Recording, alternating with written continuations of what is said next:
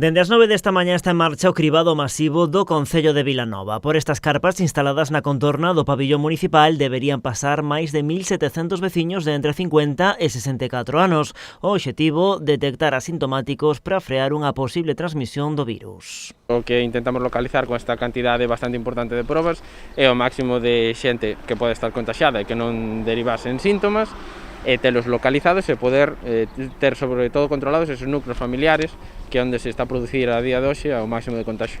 Porque Vilanova segue a ser un dos municipios cunha incidencia acumulada superior a 250 casos por cada 100.000 habitantes. Ante esta situación, a resposta dos veciños está a ser boa, concienciados da utilidade deste tipo de probas. A xente está acudindo en masa, sobre todo a primeira hora, que sí que tuvimos unha afluencia un pouquiño máis alta. Sen embargo, agora é máis paulatino, pero ben, a xente está respondendo en condicións. Porque entenden os veciños é necesario participar neste tipo de iniciativas para poñerlle couto á Covid. As da miña edad, eu que non traballo ni nada, estou na casa, estámonos coidando desde hai un ano.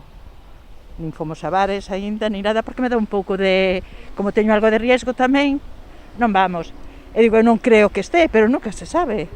Porque unha compra que faz, ou cando vou andar, un ola calquera, pode nos pasar, non? Eu penso que é moi importante para, polo menos, si temos algo que non sabemos, que non lo digan. Eu penso que sí, eu que se queira vacunar tamén. Eu se é para a vacuna tamén veño, me apunto. O cribado está a ser de PCR convencional. Facerme esa cousa a prueba no nariz, é nada máis, pero para min é un pouco molesta porque me chora moito os ollos e iso non me gusta moito facela, pero bueno, hai que facela. Lévase ben. Só é un momentiño.